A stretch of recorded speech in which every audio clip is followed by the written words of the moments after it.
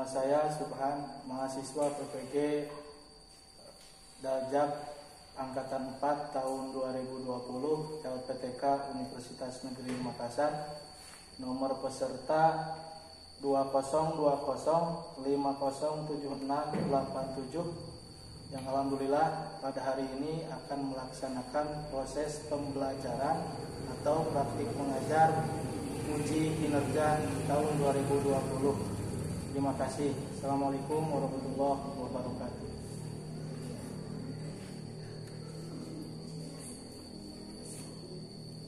Assalamualaikum warahmatullahi wabarakatuh. Selamat pagi semuanya. Bagaimana kabar kalian pagi hari ini?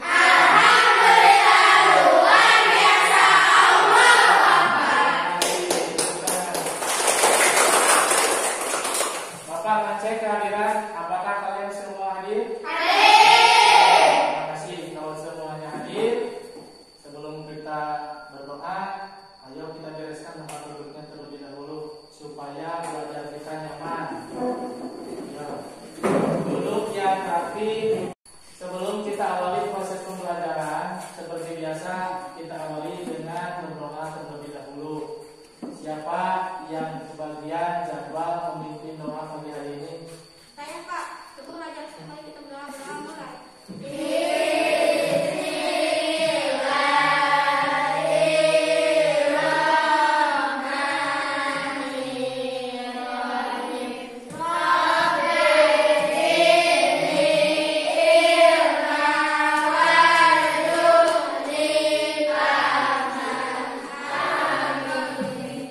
Terima kasih. Selanjutnya, untuk menanamkan rasa nasionalisme pada diri kita masing-masing, seperti biasa kita awali dengan menyanyikan lagu nasional bersama-sama.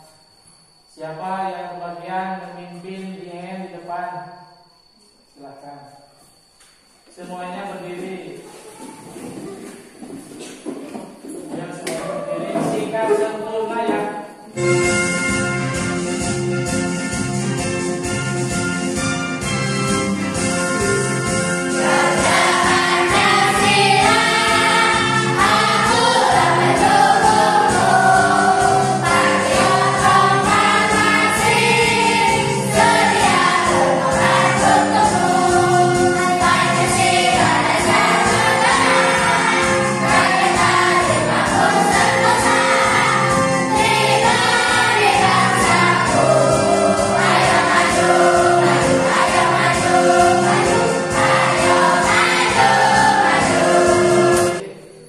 Silakan duduk kembali.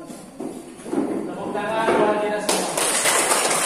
Salah satu bukti rasa nasionalisme pada diri kita itu salah satunya rela berkorban demi nusa dan bangsa. Salah satu contoh kita rela berkorban itu seperti sekarang, yaitu menjaga protokol kesehatan. Ingat pesan ibu. 1. Selalu pakai masker. 2. Cuci tangan pakai sabun. Dan 3. Jaga jarak tidak keluar rumah. Itu yang harus kita laksanakan agar kita bebas dari virus COVID-19. Nah, tujuan pembelajaran yang harus kita capai pada hari ini yang pertama, dengan mengamati gambar yang ditayangkan guru di depan kelas, peserta didik mampu memahami dan menjelaskan hubungan antar makhluk hidup dengan baik. 2. Dengan menyimak penjelasan guru tentang perbedaan antara simbiosis parasitisme, komensalisme, dan mutualisme, peserta didik mampu membedakan antara simbiosis parasitisme, komensalisme, dan mutualisme dengan benar. 3. Dengan mencermati teks bacaan yang disajikan guru di depan kelas, peserta didik mampu menemukan dan mencari arti dari kosakata baru dengan benar. 4. Melalui kegiatan pengamatan, peserta didik mampu memahami peran antar makhluk hidup bagi kelangsungan hidup mereka di dalam sebuah ekosistem dengan baik. 5. Melalui kegiatan diskusi, peserta didik mampu membuat sebuah poster jaring-jaring makanan dari sebuah ekosistem dengan benar. 6. Melalui kegiatan menulis cerita non-fiksi, peserta didik mampu mempresentasikan hasil kerjanya di depan kelas dengan percaya diri. Itu tujuan pembelajaran yang harus kita capai pada pagi hari ini. Masih semangat? Kita buktikan kalau kalian masih semangat dengan tepuk PPK.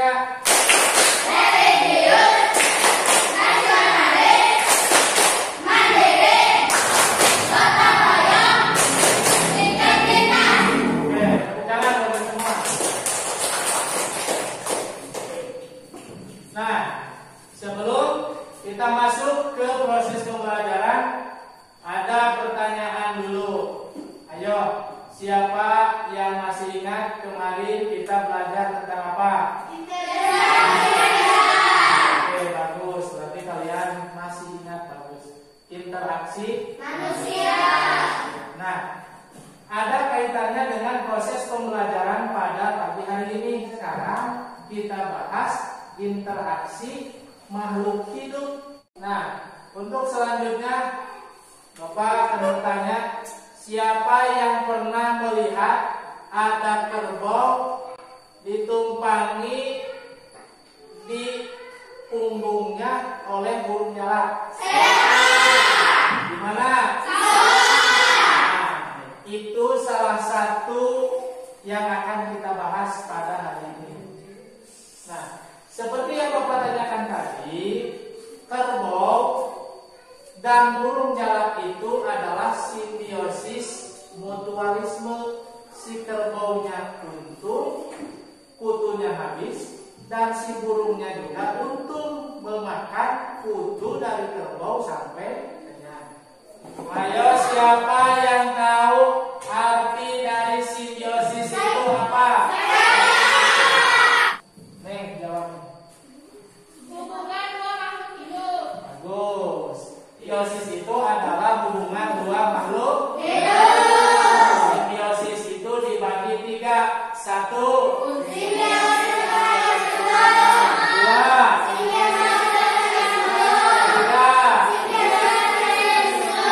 Jadi simbiosis itu dibagi ke dalam 3 bagian. Yang pertama simbiosis mutualisme, yang kedua simbiosis komensalisme, dan yang ketiga simbiosis parasitisme. Siapa yang tahu arti dari simbiosis mutualisme? Saya. Apa kamu jawab? Bagus. Simbiosis mutualisme itu adalah hubungan dua makhluk hidup yang saling menguntungkan. Yang kedua, siapa yang mau menjawab arti dari simbiosis komensalisme? Jawab, apa arti simbiosis komensalisme?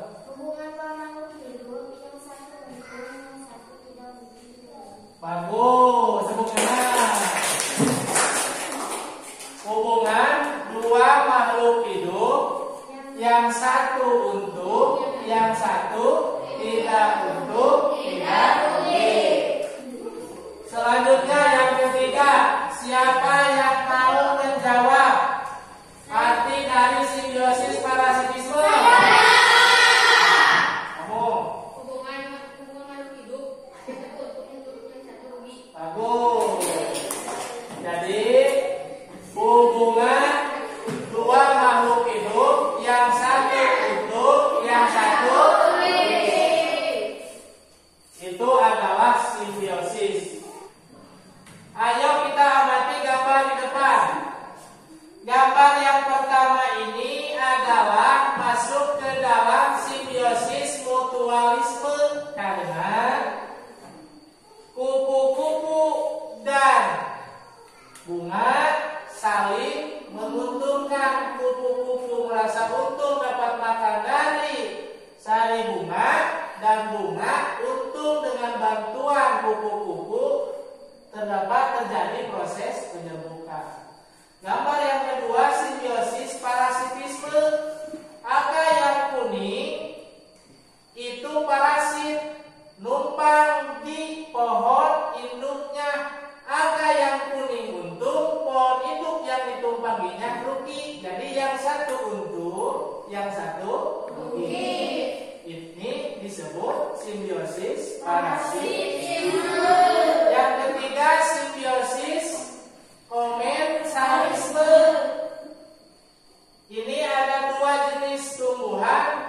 Yang pertama lada untung, dapat tumbuh baik di pohon jabon. Sementara jabon ditumpangi lada itu tidak untung dan tidak rugi. Jadi ketika gambar ini mewakili yang pertama simbiosis mutualisme, yang kedua simbiosis parasitisme, dan yang ketiga simbiosis komensalisme.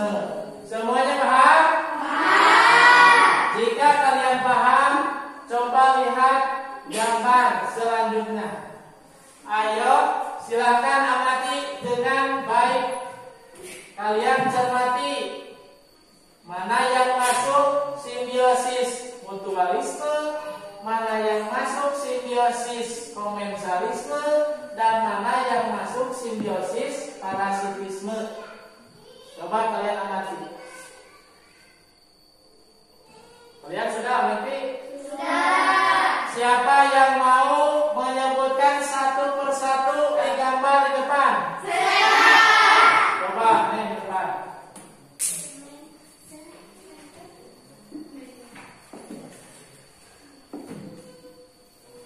Gambar 1 simbiosis parasitisme karena kucing kita untung dan manusia rugi. Gambar 2 simbiosis mutualisme karena kerbau untung dan burung tidak untung. Gambar 3 simbiosis komensalisme karena bunga anggrek untung dan pohon tidak untung tidak rugi. Gambar 4 simbiosis komensalisme karena ikan hiu tidak untung tidak rugi dan ikan kecil untung. Gambar nomor 5 simbiosis parasitisme karena alga untung dan tanaman yang ditumpanginya rugi.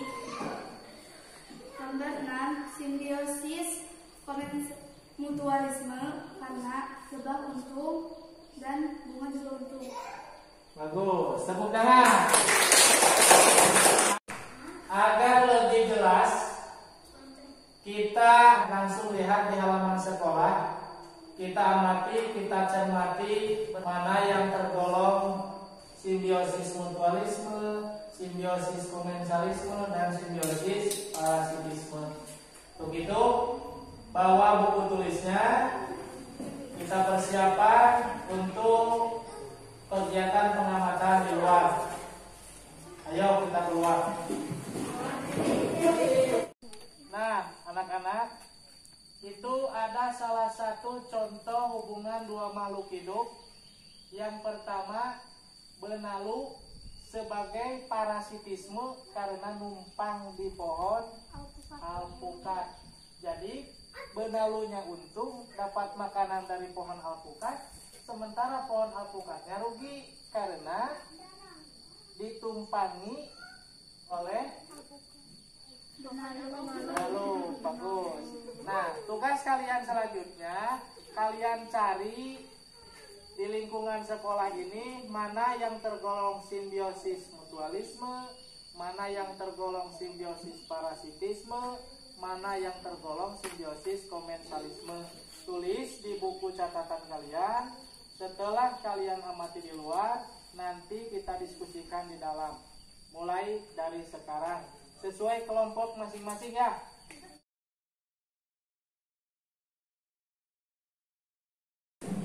Nah, tadi kita telah melaksanakan kegiatan pengamatan di lingkungan sekitar.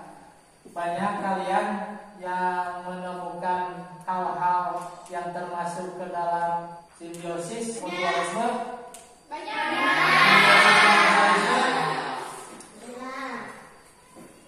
Seperti yang sudah kita bahas, kerbau dan burung itu terjadi hubungan dua makhluk hidup yang saling menguntungkan.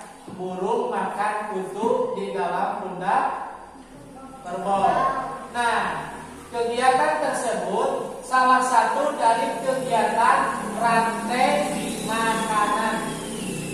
Sekali lagi, kegiatan antara burung jalak dan kerbau salah satu kegiatan yang termasuk ke dalam rantai makanan.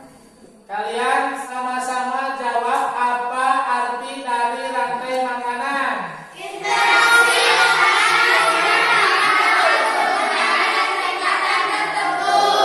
Bagus, tepuk tangan. Jadi rantai makanan itu bisa diartikan hubungan yang khas antara kelompok produsen dan konsumen, atau bisa disebut juga interaksi makan dan dimakan dengan urutan dan tingkatan yang tertentu. Nah, kalian masih semangat? Ayo Bapak buktikan. Tepuk semangat.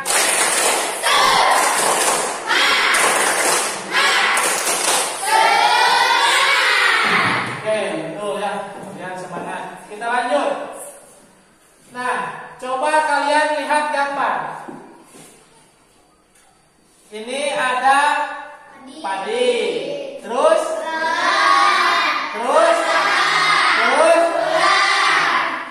padi disebut produsen karena padi dapat memproduksi atau menghasilkan makanan sendiri. Itu disebut produsen. Kemudian belalang disebut konsumen satu. Bagus, konsumen satu, karena belalang memakan tumbuhan padi. Selanjutnya belalang dimakan sama katak. Katak termasuk konsumen tingkat 2. Selanjutnya katak juga dimakan sama ular, termasuk konsumen 3. Bagus, lihat gambar berikutnya. Nah, seperti yang Bapak jelaskan tadi, padi disebut produsen, belalang disebut konsumen 1, katak disebut konsumen 2, ular konsumen 3. Nah, kalian sudah paham? Apa yang dimaksud dengan rantai makanan? Nah, bagus, tepuk tangan. Nah, untuk memperjelas ini ada jaring-jaring makanan. Ini padi, ini pohon. Padi bisa dimakan oleh belalang, bisa dimakan oleh tikus, bisa dimakan oleh ular. Nah, pohon bisa dimakan sama ular, bisa dimakan sama belalang. Begitupun selanjutnya. Itu rantai makanan, proses makan dan dimakan antara makhluk hidup yang satu dengan yang lainnya. Nah, udah jelas semua, udah paham? Nah, selanjutnya diskusikan hasil pengamatan kalian tadi di luar. Kemudian langsung diskusikan LKPD. Di sini ada petunjuk pelaksanaan kegiatan kalian. Sudah jelas? Kalian ikuti petunjuk di dalam LKPD ini, diskusikan dengan kelompok teman kalian.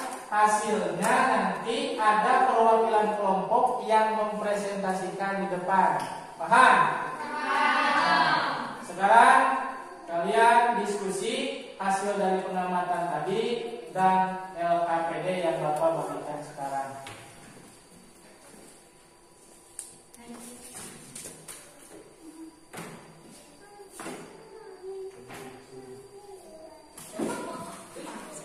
Di dalam kegiatan diskusi kalian, untuk menambah wawasan, kalian bisa mencari sumber lain. Bukan hanya dari bahan ajar dan hasil pengamatan kalian, kalian bisa cari, bisa manfaatkan internet. Itu dalam kegiatan diskusi.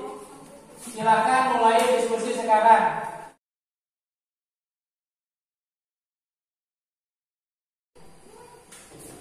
Apakah semuanya sudah selesai diskusinya? Sudah. Berarti sekarang kalian ke depan. Siapa yang mau pertama untuk mempresentasikan hasil diskusinya? Saya. Silakan. Nah, anak-anak, teman kalian akan membacakan hasil karya diskusinya tadi, termasuk hasil dari LKPD. Kalian dengarkan apa yang dibacakan oleh teman kalian di depan, kemudian nanti kalian harus menanggapi yang disampaikan oleh teman kalian di depan. Paham? Nah, silakan.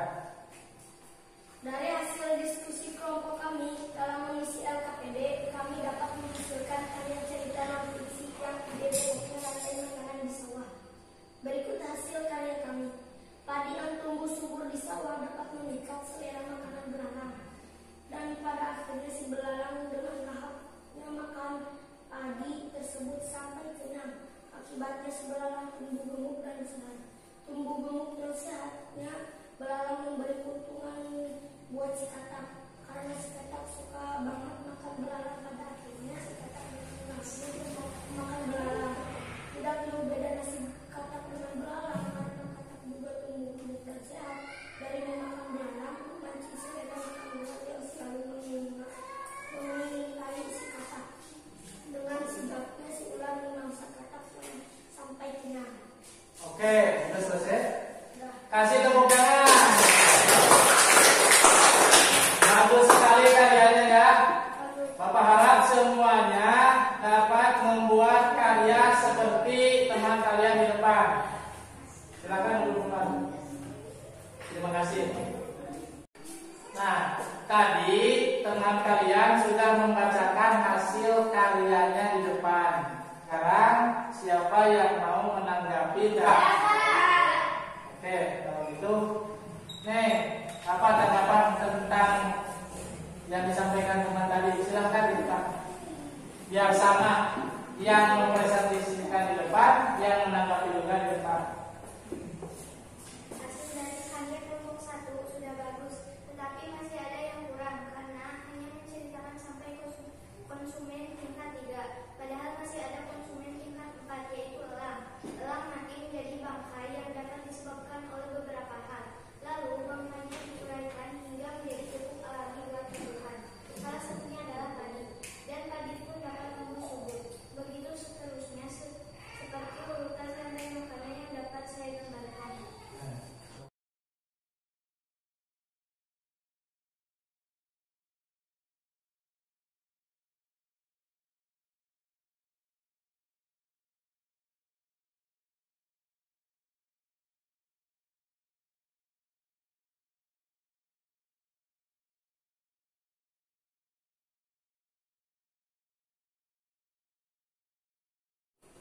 Padi sebagai produsen, lalang konsumen tingkat 1, katak konsumen tingkat 2, ular konsumen tingkat 3, elang konsumen tingkat 4. Terima kasih. Tepuk tangan. Karyanya sangat bagus sekali. Bapak harap semuanya dapat memahami dan bisa menjelaskan seperti teman kalian barusan. Nah, selanjutnya Bapak akan kasih pertanyaan. Jenis cerita yang dibacakan oleh teman kalian tadi di depan itu termasuk jenis cerita apa? Bagus, cerita non-fiksi, karena cerita yang dibacakan oleh teman kalian tadi itu adalah cerita nyata, cerita yang sebenarnya terjadi. Nah, selanjutnya, ide pokoknya apa? Bagus, itu rantai makanan di sawah, kehidupan di sawah. Ide pokok yang melatar belakangi lahirnya sebuah paragraf, yaitu kehidupan di sawah. Oke, baik.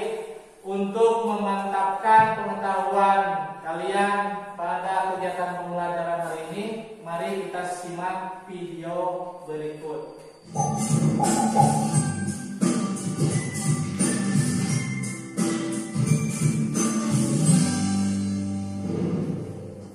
Assalamualaikum sahabat rumah belajar. Pertemuan kali ini kita akan membahas Ekosistem. Kita sering ya mendengar istilah ekosistem. Hayo, apakah sahabat belajar tahu apa itu ekosistem? Ya, ekosistem adalah interaksi antara makhluk hidup dan benda-benda tak hidup pada sebuah lingkungan. Sahabat rumah belajar, dapatkah kalian sebutkan apa saja yang terdiri dari makhluk hidup dan benda-benda tak hidup pada lingkungan? Yuk kita sebutkan bersama-sama. Yang termasuk makhluk hidup, contohnya manusia, hewan, tumbuhan. Dan yang termasuk benda tak hidup seperti cahaya matahari, udara, air, dan juga tanah. Selanjutnya, tersusun atas apa saja ekosistem itu? 1. Individu. 2. Populasi. 3. Komunitas. Apa saja penjelasan dari masing-masing bagian dari ekosistem di atas? Mari kita bahas. Individu adalah makhluk hidup tunggal. Misalnya, seekor kambing, seekor burung, sebuah pohon cemara, dan masih banyak lainnya. Sedangkan tempat individu itu tinggal disebut dengan habitat. Populasi adalah kumpulan individu sejenis yang menempati suatu daerah tertentu. Contohnya, pada sebuah kolam terdapat populasi ikan, populasi tumbuhan teratai, populasi lumut. Sementara itu, komunitas adalah populasi makhluk hidup di suatu daerah tertentu. Contohnya, komunitas sungai, komunitas padang rumput, dan lain sebagainya. Nah, untuk memahami lebih jelasnya, mari kita lihat gambar berikut ini.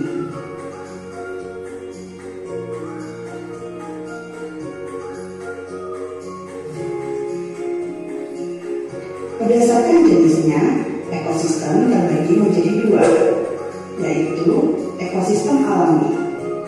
Ekosistem yang terbentuk secara alamiah. Contohnya, hutan, sungai, dan laut. Sedangkan ekosistem buatan merupakan ekosistem yang terbentuk berkat tercampur tangan manusia. Contohnya, sawah, perkebunan, dan kolam. Ekosistem alam sendiri terbagi lagi menjadi dua. 1. Ekosistem air, seperti laut, rawa, dan danau. Kedua, ekosistem darat, seperti hutan, padang rumput, dan gambut. Nah, sampai sini dulu ya perjumpaan kita. Sampai bertemu lagi pada kesempatan yang lain. Selamat belajar, sahabat rumah belajar. Wassalamualaikum warahmatullahi wabarakatuh. Sudah mengamati videonya? Kalau kalian sudah mengamati video tadi, Bapak akan beri beberapa pertanyaan. Yang pertama, apa yang dimaksud dengan ekosistem?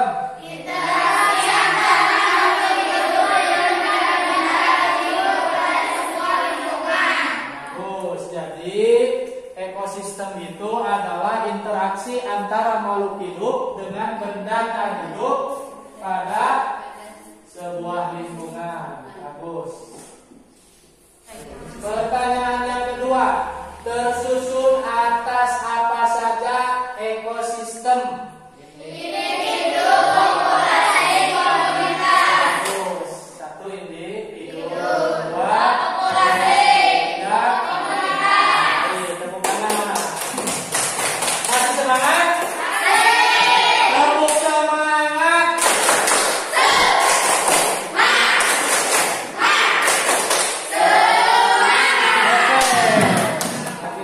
Berarti kita masih segar. Nah, setelah kalian kembali ke tempat duduk semula, kenapa Bapak kembalikan kalian ke tempat duduk semula? Agar kegiatan evaluasi tidak saling mencontek. Kita sekarang kerjakan evaluasi untuk mengukur keberlangsungan proses pembelajaran kita pada kegiatan hari ini. Kerjakan dengan sungguh-sungguh. Mulai dari sekarang. Bapak bagikan dulu soalnya ya.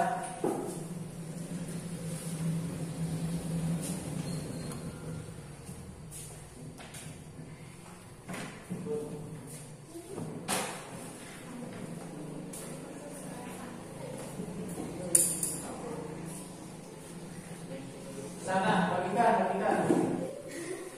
Silakan kerjakan dengan semangat, dengan teliti sesuai petunjuk yang ada di lembar evaluasi tersebut.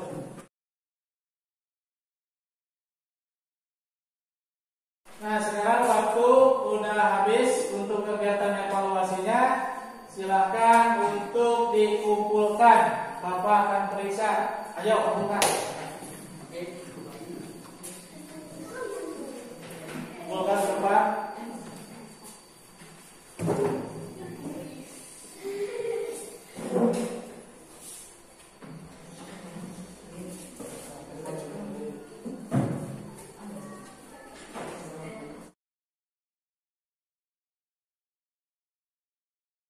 Nah, setelah Bapak periksa hasil evaluasi kalian, rata-rata alhamdulillah hasil evaluasinya baik-baik. Tepuk tangan buat semua. Tetapi tetap jangan dulu merasa puas di dalam segala hal. Walaupun kita mendapatkan apa yang kita inginkan, tetap kita berjuang, tetap kita belajar terus sampai kita memperoleh ilmu yang lebih dan lebih dari sekarang. Nah, anak-anak, sebelum kita akhiri proses pembelajaran hari ini, mari kita simpulkan dulu bersama-sama apa yang telah kita pelajari hari ini. Coba.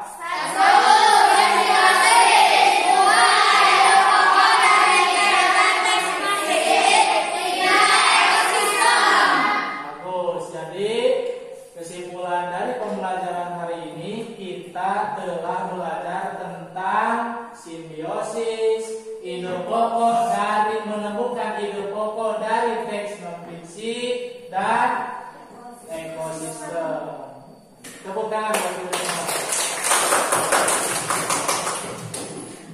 Nah, selanjutnya sebelum kita akhiri proses pembelajaran hari ini, Bapak tidak henti-hentinya mengingatkan sama kalian. Tadi kan kita belajar tentang hubungan makhluk hidup.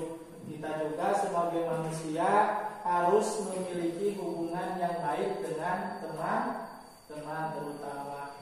Yaitu kita makhluk sosial, makhluk yang saling membutuhkan. Untuk itu kalian di kehidupan di sekolah, di rumah, di lingkungan kalian masing-masing, kalian harus memiliki rasa